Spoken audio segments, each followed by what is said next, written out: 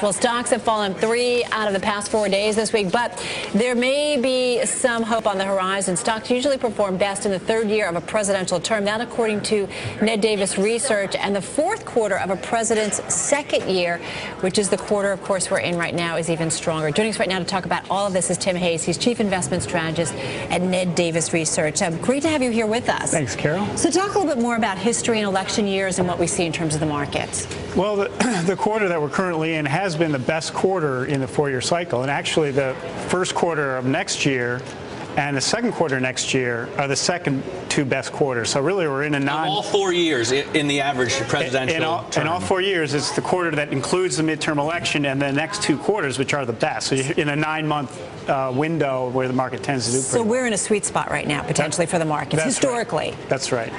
It's interesting because the president's party doesn't typically do so well in the first midterm elections, right? Because it follows two of the worst quarters in the entire cycle.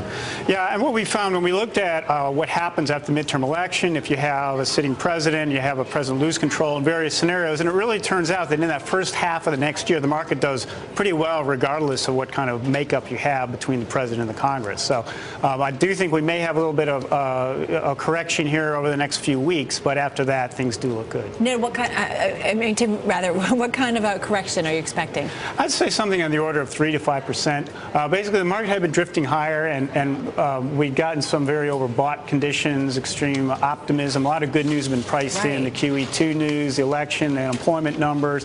And then what typically happens oftentimes when you make a new high in the market, like the S&P did, you'll get a little bit above it, and oftentimes you don't stop right at that high, but you go a little beyond that, and then you can get into a corrective phase. And I think that's what we're vulnerable to seeing here over the next few weeks. You also see some cyclical headwinds in the second half of 2011, and the bull run that we're on here is getting a little bit long in the tooth, right? That's right. I think we've got, as you said, a good window here for the next few quarters, but I think there's the major factors we want to look at is not as much above and beyond the presidential cycles to think about things such as interest rates, which could very well start to rise by the middle of next year. Rising interest rates, we look for divergences within the market and increasingly narrow advance.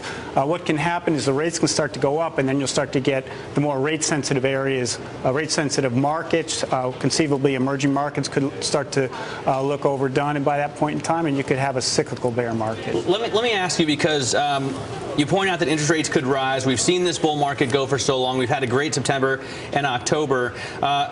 There should be high optimism. You'd expect to see extremely high optimism when you look at the numbers so far, but we have a PE of 14.3 going forward. I mean, that's pretty low, right?